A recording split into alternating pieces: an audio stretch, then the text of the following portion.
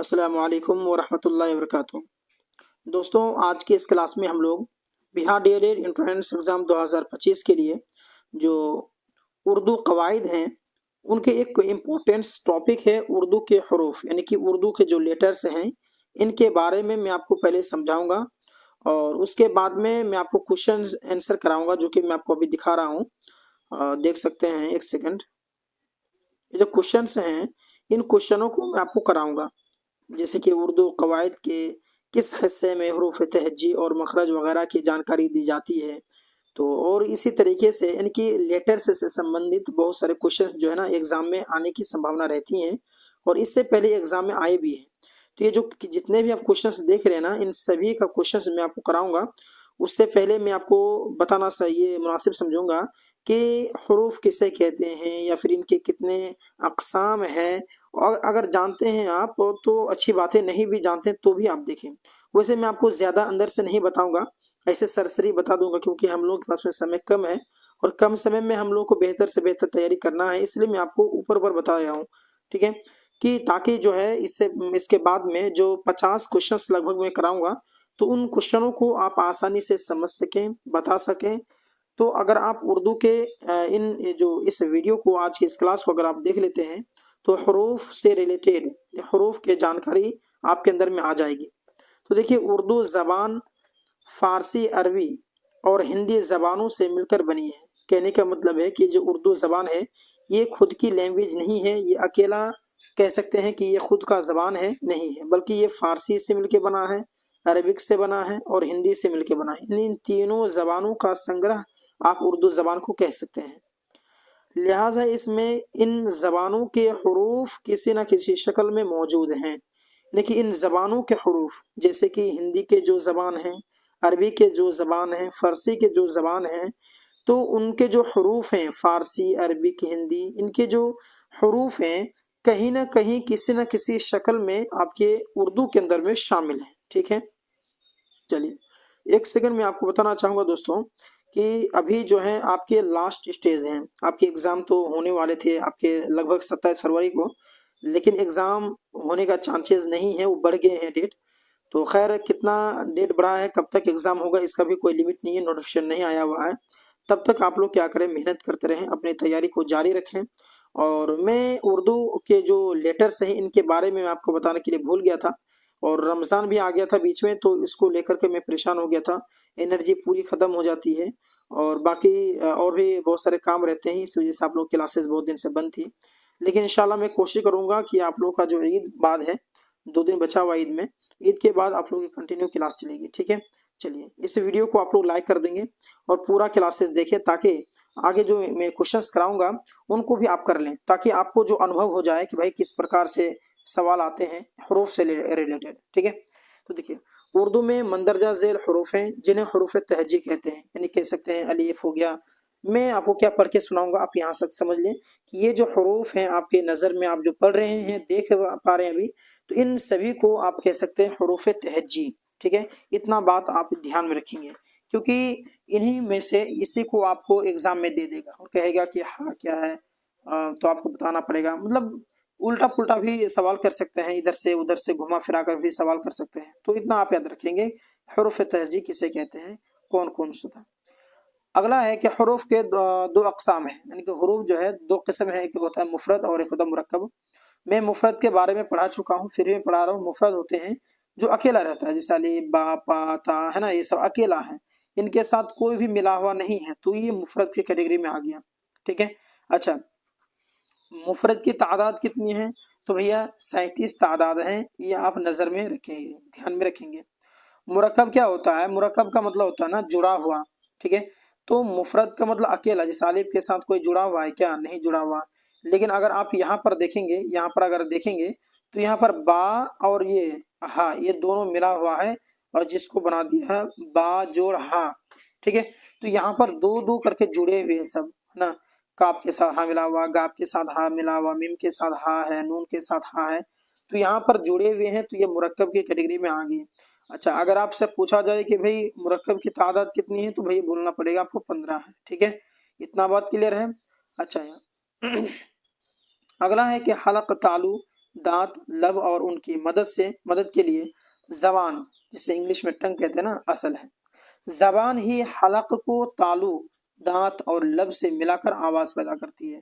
इसीलिए कहते हैं ना कि आदमी की अगर जबान ना हो, जबान छोटी हो या फिर जबान ही ना हो, मतलब कि यू उसका मतलब कि जो गूंगा टाइप का नहीं होता है, तो उसके जबान की वजह से होता है। जबान में कोई परेशानी है तो वो हरूफ के अल्फाज को, कोई भी चाहे उर्दू वाले हों या फिर हिंदी हों, फारसी हों, अरबिक हो, इंग्लिश हो, वो सही ढंग से अदा नहीं कर पाएंगे। ठीक है।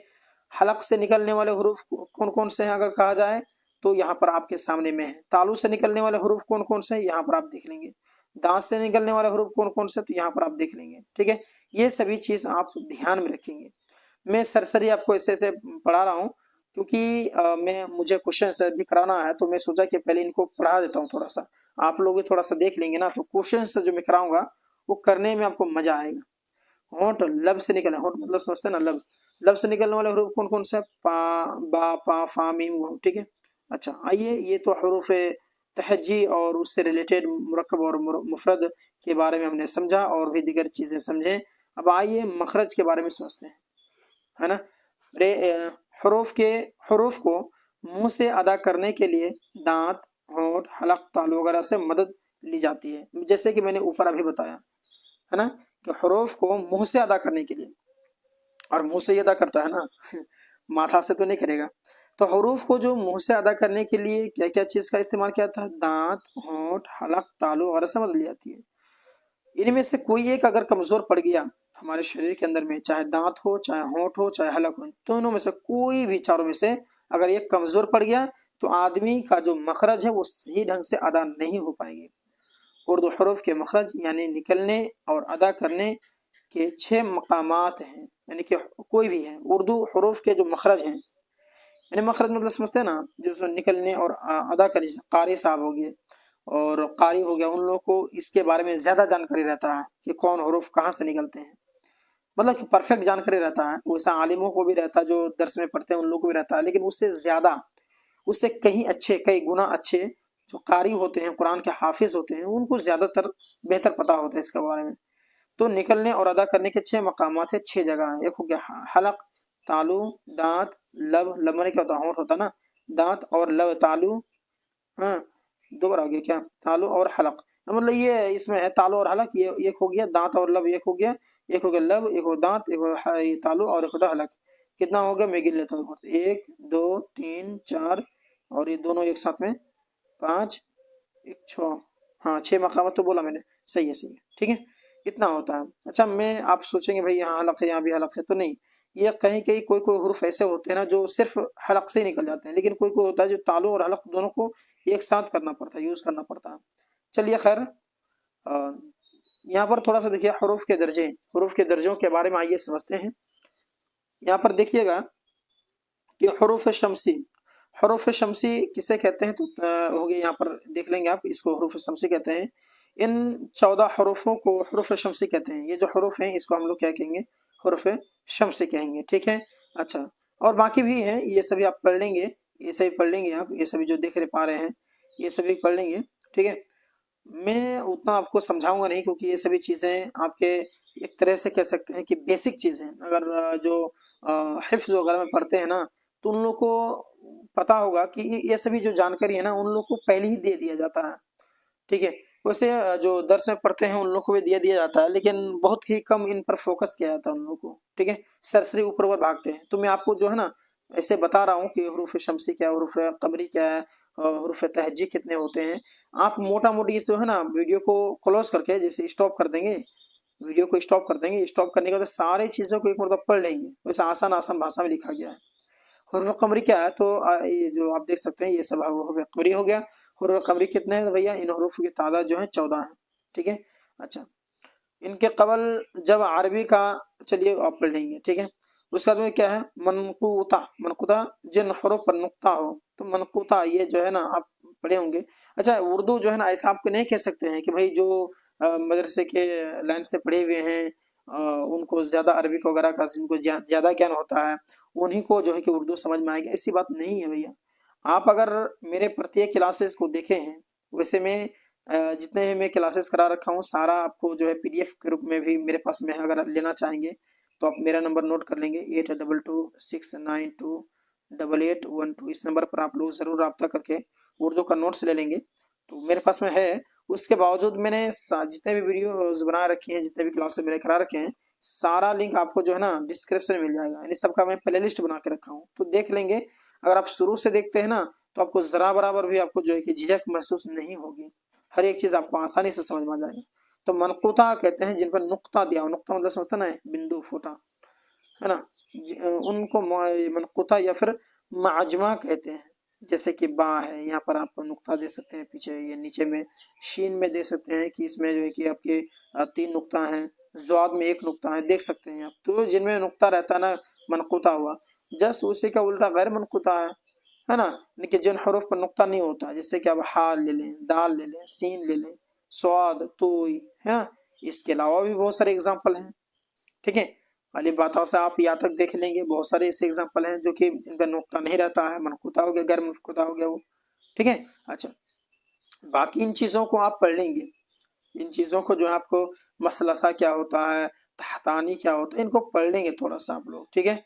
वैसे जिन हरूफ पर के ऊपर नुक्ता रहता है उसे फ़ौक़ानी कहते हैं, और जिन हरूफों के नीचे नुक्ता रहता है उसे तहतानी कहते हैं, ठीक है। अच्छा, आप सोच रहे होंगे कि भाई इतने सारी चीज़ें क्यों पढ़ाया जाता है।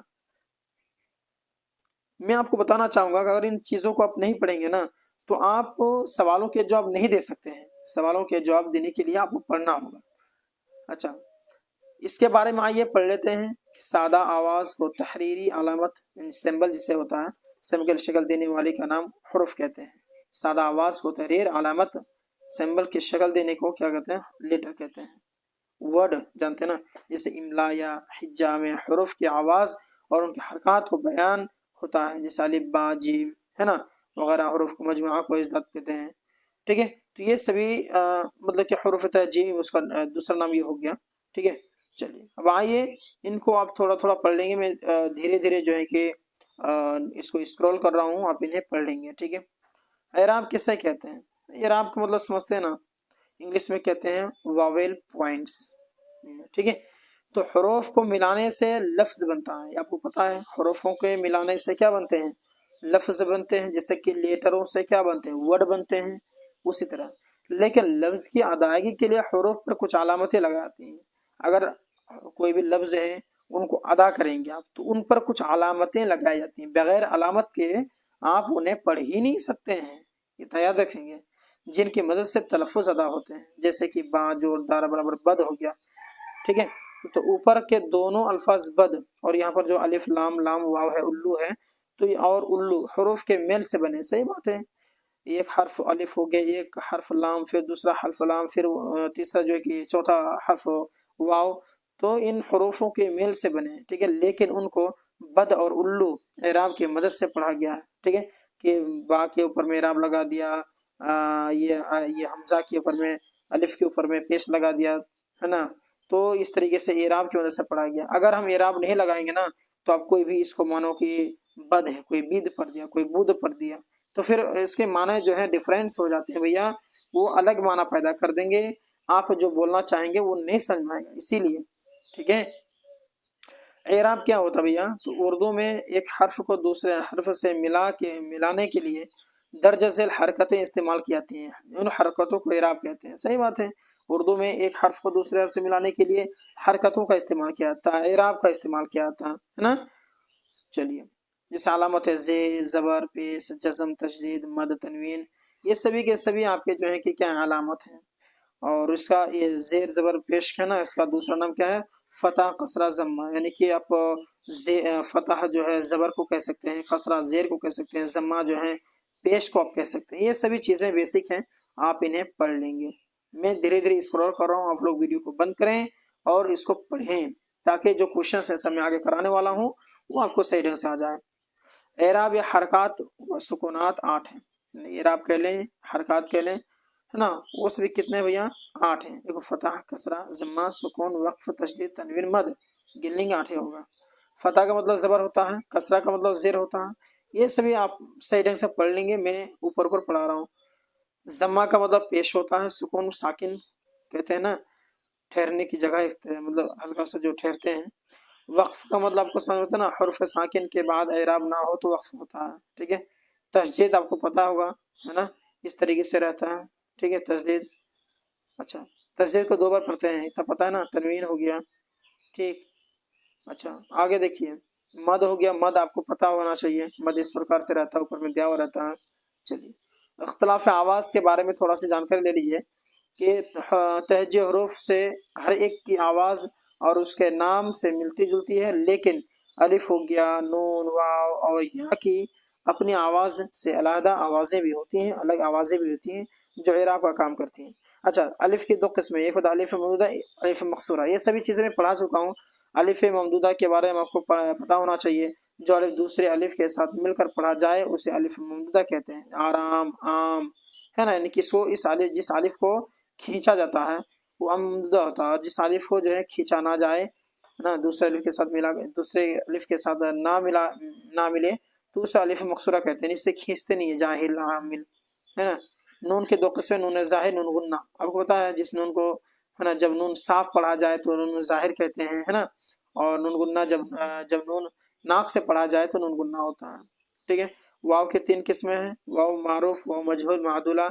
मारूफ जो खींच करके पढ़ा जाए, और मजहूल जो खींच कर ना पढ़ा जाए, मादुला वाव जो लिखा जाए मगर पढ़ा ना जाए, है ना। ख्वाब हो गया, ख्वाहिश हो गया, वाव लिखा तो जा रहा है लेकिन खींचा नहीं जाता है। हा की नौइयत के बारे में जान लीजिए। हा की 2 तरह की होती है, हाय मलफूजी, हाय मुख्तफ़ी। हाय मलफूजी वह है जो साफ और वाज़ेह तौर पर अदा किया जाता है ना, मलफूजी तलफ़ुज़ के साथ पढ़ा जाए, आह, राह। हाय मुख्तफ़ी वह हा है जो सिर्फ हरकत को जाहिर करने के लिए आए, यानी जिसका तलफ़ुज़ अदा ना किया जाए, जैसे परवाना, है ना।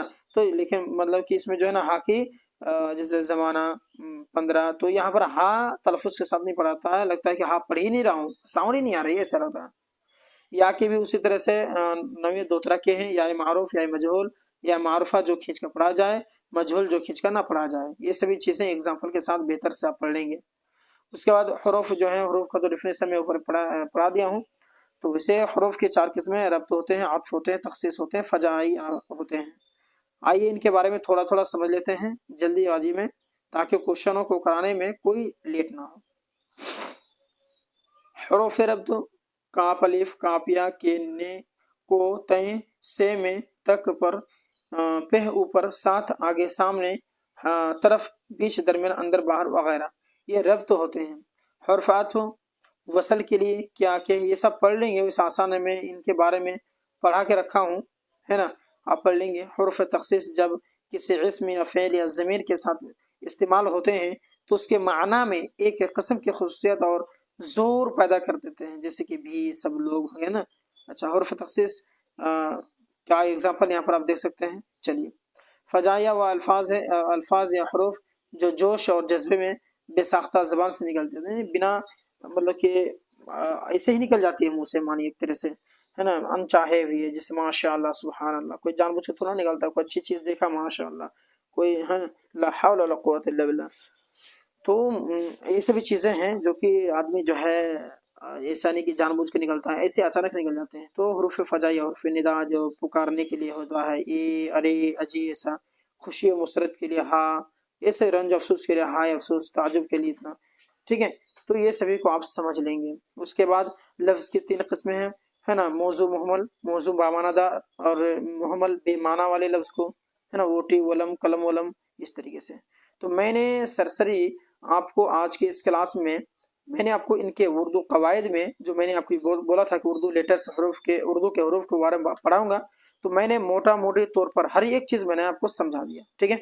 अगर इन चीज़ों को आपने अभी बेहतर अंदाज से समझा है, पढ़ा है, देखा है, जाना है, तो ये जो क्वेश्चंस हैं नीचे में, तो ये जो क्वेश्चंस है ना, इन्हीं चीज़ों के ऊपर आधारित हैं, यानी हरूफ से, लेटर से संबंधित ही क्वेश्चंस हैं। इन क्वेश्चनों को आपको हल करना ही पड़ेगा, और ये क्वेश्चन तभी आप हल कर पाएंगे जब ऊपर मैंने जो पढ़ाया उसको बेहतर अंदाज से समझेंगे तभी, ठीक है।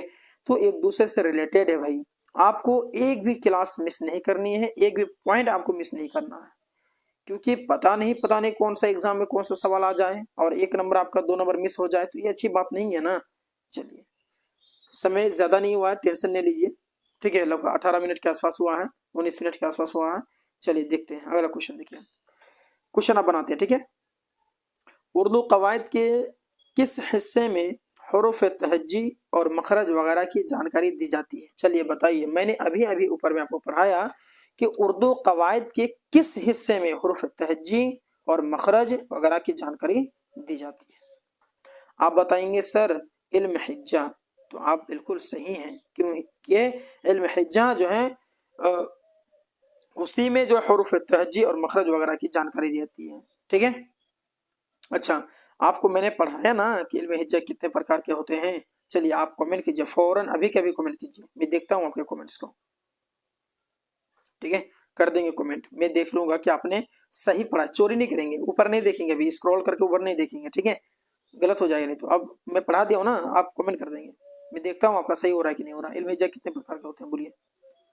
क्वेश्चन अगला मैं पढ़ा रहा हूँ अभी कि फारसी, हिंदी, अरबी और खड़ी बोली से मिलकर कौन सी जबान बनी है। तो मैंने अभी आपको बताया ना कि उर्दू बनी है भैया, क्योंकि उर्दू ये खुद की जबान नहीं है भैया। उर्दू जबानों के संग्रह है, जबानों के संग्रह है, ठीक है। वो एक जबान से नहीं बना है, कई जबानों से मिलके बने हैं। आपको मैंने ऊपर पढ़ाया अभी। उर्दू में हुर्फ तहज्जी की तादाद कितनी है? उर्दू में हुर्फ तहज्जी की तादाद कितनी है? तो भैया 53 है। कितने हैं उर्दू में हुर्फ तहज्जी की तादाद कितनी है? तो 53 है। क्वेश्चन अगला, हरूफ कितने तरह के होते हैं? तो हरूफ जो होते हैं वो आपके दो तरह के होते हैं, मुफरद मुरक्कब, है ना, यही ना है। चलिए देख लेंगे आप।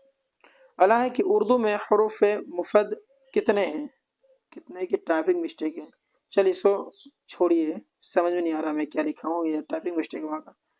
अगला है कि उर्दू में हरूफ मुरक्कब कितने हैं? चलिए बताइए उर्दू में हरूफ मुरक्कब कितने हैं। अच्छा चलिए यहाँ शायद होगा कि उर्दू में हरूफ मुफरद कितने हैं, यही होगा शायद। तो वैसे जो है ना उर्दू में हरूफ मुरक्कब वैसे आपके 39 होंगे, ठीक है। क्वेश्चन वाला है हरूफ है उर्दू में हरूफ मुरक्कब कितने हैं? तो उर्दू में हरूफ मुरक्कब आपके 14 हैं, ठीक है। ऊपर पढ़ाया मैंने, ये सभी चीज़ें गुजर चुकी हैं। हरूफ तहज्जी में इनमें किस जबान के हरूफ शामिल नहीं है? हरूफ तहज्जी में इनमें से किस जबान के शामिल नहीं है? तो भैया संस्कृत शामिल नहीं है, ठीक है, क्योंकि उर्दू जो बने हैं अरबिक, फारसी, हिंदी, इन तीनों से बना हुआ है ना, संस्कृत से नहीं बना हुआ है, तो वो नहीं होगा। क्वेश्चन अगला है, उर्दू हरूफ तहज्जी में कितने जबानों के हरूफ शामिल हैं? उर्दू के जो हरूफ तहज्जी हैं उसमें कितने जबानों के हरूफ शामिल हैं? 3, 2, 5, 4, बताइए। बार बार रिपीट हो रहा है ये दोस्तों, 3 जबानों के ना, उर्दू, हिंदी और फारसी, 3 होगा उसका ऑप्शन राइट। क्वेश्चन अगला है कि जिस हरूफ पर नुक्ता होता है उसे क्या कहते हैं? गैर मनकूता, मनकूत नहीं भैया, जिसमें नुक्ता नहीं रहता है गैर मनकूत होगा। मलफूज, ये भी गलत है क्योंकि मलफूज अलग हो गया, ऊपर मैंने अभी पढ़ाया, ठीक है। मनकूत होंगे, जिस हरूफ पर नुक्ता होता है उसे मनकूत कहते हैं। आइए अगला देखते हैं। इसलिए मैंने बोला था ना कि अगर आप ऊपर के क्वेश्चनों को हल नहीं करेंगे तो नीचे के क्वेश्चनों के जवाब, क्वेश्चनों के जो सवालों के जवाब हैं उनको आप नहीं बना सकते हैं, नहीं कर सकते हैं। तो इसलिए इम्पोर्टेंस है भाई। जिन हरूफ के ऊपर नुक्ता होता है उसे क्या कहते हैं? बताइए। फ़ौक़ानी, तहतानी, हरूफ वस्त क्या कहते हैं? बताइए आप। फ़ौक़ानी कहते हैं ना। चलिए अच्छा, हरूफ फ़ौक़ानी का दूसरा नाम क्या है बोलिए। मैं आगे पढ़ा रहा हूँ। जिन हरूफ पर 3 नुक्ते होते हैं उन्हें क्या कहते हैं? मरबा ये 4 वाला हो गया, इसका माना मखमसा मतलब होता 5, मसलसा होगा, इसका ऑप्शन नंबर बी बिल्कुल राइट हो जाएंगे। अगला क्वेश्चन देखिए, कह रहा है कि इनमें से मुरक्कब हरूफ की मिसाल कौन है? आपको बतानी है कि इनमें से मुरक्कब हरूफ की मिसाल कौन सी है। तो भैया ये तो सिंगल है ना, ये मुफरद है भैया, सिंगुलर है। ये जीम और हा 2 जन मिला हुआ है ना तो मुरक्कब हो गया। मुरक्कब में जुड़े हुए रहते हैं, एक से जायद रहते हैं भैया। अगला क्वेश्चन है, दर्ज झेल में मुफरद हर्फ की निशानदेही कीजिए। इसमें आपको मुफरद हर्फ की निशानदेही करना है, बतानी है कि मुफरद कौन है भैया। ये तो मुरक्कब है भाई, ये भी मुरक्कब, ये भी मुरक्कब, मुफरद है जीम, ऑप्शन नंबर बी बिल्कुल राइट। पहला क्वेश्चन, उर्दू हरूफ के मखरज के कितने मकामात हैं? उर्दू हरूफ के मखरज के कितने मकामात हैं बताइए आप। तो दोस्तों मैं आपको बताना चाहूँगा इस ऑप्शन नंबर सी बिल्कुल राइट हो जाएगा, यानी कि 6। उर्दू हरूफ के मखरज के कितने मकामात हैं, तो वही 6 हैं। ठीक है, अगला क्वेश्चन देखिए। अगला क्वेश्चन है कि एराब या हरकत व सुकुनात कितने हैं। एराब हो, हरकत हो या फिर सुकुनात हो, कितने हैं बताइए आप। तो दोस्तों मैं आपको बताना चाहूँगा इसका ऑप्शन नंबर बी बिल्कुल राइट हो जाएगा, यानी कि 8 हो जाएगा। ठीक है, चलिए अगला क्वेश्चन देखिए। क्वेश्चन अगला है कि फतह की अलामत को क्या कहते हैं। फतह का, है ना, मैंने पढ़ा है अभी कि जो हाँ, फतह जो है मैंने अभी बताया आपको कि उसका ऑप्शन नंबर आपके बी बिल्कुल राइट हो जाएंगे, पेश हो जाएंगे। ठीक है, मैंने अभी ऊपर जो पढ़ा है गलत पढ़ा है क्या।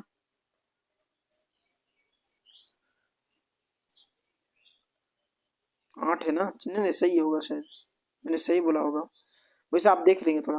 फतह की अलामत को क्या कहते हैं। फतह की अलामत को हम लोग कहेंगे, है ना, जबर कहेंगे। फतह को हम लोग क्या कहेंगे, जबर कहेंगे। कसरा को हम लोग जेर कहेंगे और जमा को हम लोग पेश कहेंगे। इतना बात आपको पता है ना। चलिए क्वेश्चन अगला है कि जिस हर्फ पर एराब ना हो उसे क्या कहते हैं। जिस पर मतलब एराब ही नहीं है, कोई एराब ही नहीं है, तो क्या कहेंगे उसको आप बताइए। तो सुकून कहेंगे ना। चलिए अगला क्वेश्चन है कि सुकून की अलामत क्या है। तो भाई सुकून की अलामत आपको पता है जज़म होगा। ठीक है, अगला क्वेश्चन देखिए, बहुत इंटरेस्टिंग क्वेश्चन है। कह रहा है किस अलामत की वजह से हर्फ को दोबारा पढ़ा जाता है। तो भैया तनवीन होगा, इसका ऑप्शन नंबर ए बिल्कुल राइट हो जाएगा। ठीक है, क्वेश्चन अगला है कि जब किसी हर्फ पर दो जबर, दो जेर, दो पेश लगा हो उसे क्या कहते हैं। बताइए आप। जब किसी हर्फ पर दो जबर हो या फिर दो जेर हो, दो पेश हो, तो उसको हम लोग क्या कहेंगे, तनवीन कहेंगे ना। ठीक है,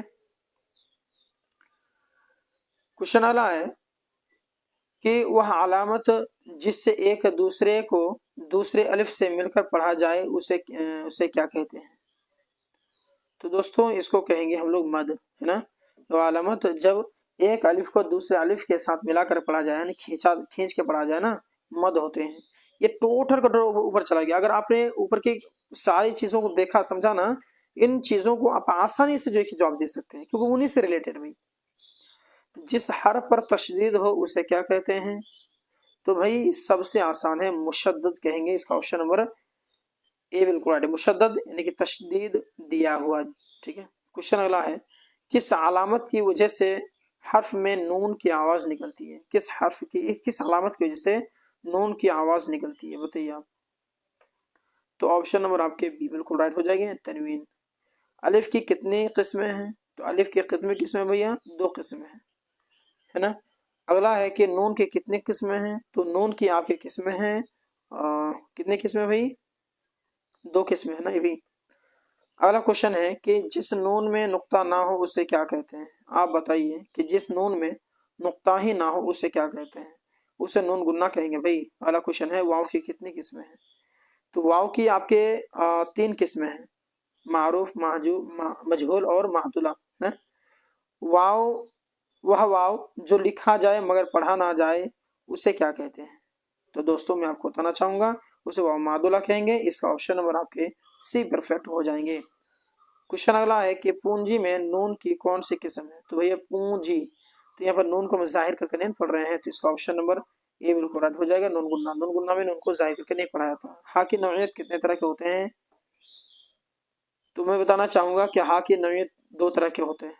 क्वेश्चन अगला है कि वह वाव जो खींच कर पढ़ा जाए उसे क्या कहते हैं। तो दोस्तों वाव मारूफ कहेंगे, खींच कर के पढ़ा जाने वाले को वाव मारूफ कहा जाता है। अगला क्वेश्चन है कि वह वाव जो खींच कर ना पढ़ा जाए क्या होता है, मजहूल होता है। ये सभी ऊपर में गुजर चुका है, इसीलिए बोला था मैंने कि पहले उसको पढ़ लीजिए, है ना। वह हा जिसमें तलफ़ुज़ साफ और वाजे हो उसे क्या कहते हैं। तो हाय मलफूजी यानी कि जिसमें, है ना, वाजे तौर पर पढ़ा जाए। गैर मलफूजी मैंने ये वाजे तौर पर ना पढ़ा जाए। ठीक है, क्वेश्चन अगला है कि वह हा जो सिर्फ हरकत को जाहिर करने के लिए आए उसका तलफ़ुज़ अदा ना किया जाए उसे क्या कहते हैं। तो दोस्तों मैं आपको बताना चाहूंगा कि उसे कहते हैं हाय मुख्तफी, है ना, छुपा हुआ रहता है। या की नौइयत कितने तरह के होते हैं बताइए आप। या की नौइयत कितने तरह के होते हैं। तो भाई दोस्त मेरे, इसका ऑप्शन नंबर 2 बिल्कुल हो जाएगा कि या की नौइयत दो तरह के होते हैं। क्वेश्चन है कि इब्तिदा दरसी में कितने बामाना क्या लिखा हुआ, कलमे से बने बने गए हैं, टाइपिंग कलमे से बनाए गए हैं, शायद वही होगा। तो इसका ऑप्शन नंबर आपके सी बिल्कुल राइट हो जाएंगे, यानी कि 8 हो जाएंगे। ठीक है, अगला क्वेश्चन है कि किस हर्फ की आला अददी कीमत 1000 है। तो दोस्तों आपको बताना चाहूँगा, इसका ऑप्शन नंबर बा बिल्कुल राइट हो जाएगा, यानी कि गैन। अगला क्वेश्चन है कि आखिरी क्वेश्चन है, शायद ये लास्ट क्वेश्चन होगा, हाँ लास्ट क्वेश्चन है। इसमें कह रहा है कि हर्फ जोई की आदद कीमत क्या है। ऑप्शन सी हो जाएगा बिल्कुल राइट। ठीक है, तो आज की इस क्लास में मैंने आपको लेटर से संबंधित क्वेश्चंस कराए और इन क्वेश्चनों का आंसर यहाँ पर दिया हुआ। पीडीएफ चाहिए तो मेरा नंबर आप लिख लेंगे, जो है कि मैं आपको बता रहा हूँ, जैसे 822 हो गया है ना, 6928812। इस नंबर पर आप लोग ज़रूर कॉल करके पीडीएफ के लिए कॉल कर लेंगे और पीडीएफ ले लेंगे। ठीक है, साथ साथ में बहुत सारे क्लासेस अगर आपसे छूट गए हैं जो मैंने करा रखे हैं, सारा लिंक आपको डिस्क्रिप्शन में मिल जाएगा और पीडीएफ भी मेरे पास में है। जो नंबर अभी मैंने आपको बताया उस नंबर पर आप लोग कॉल कर लेंगे और बाकी आप लोग तैयारी करते रहें। एग्ज़ाम तो होना ही है, आज हो कल हो परसों हो। अगर आपके पास में समय मिल रहा है तो इसका मतलब आप लकी हैं, आपकी किस्मत अच्छे हैं, क्योंकि अगर आपके समय आपके साथ हैं तो आप और ज़्यादा बेहतर तरीके से तैयारी कर सकते हैं। और ऐसा नहीं है कि आप का एग्ज़ाम होने में लेट हो रहा है तो एडमिशन लेट होगा तो सेशन लेट हो जाएगा, नहीं, वही सेशन वहीं रहेंगे आपको। ठीक है, सेशन आपके वहीं रहेंगे, एग्ज़ाम तो होना ही है, तैयारी आप करें बस। ठीक है, बाकी क्लासेस इंशाल्लाह ईद के बाद में डेली देने की कोशिश करूंगा, हो सके तो दिन में 2-3 गो वीडियोस डालूंगा, 2-3 गो की क्लासेस चलेंगी, मैं आपको बताते रहूँगा। ठीक है, तो मिलते हैं एक और क्लास के साथ में। अस्सलाम वालेकुम वरहमतुल्लाहि वबरकातुहू।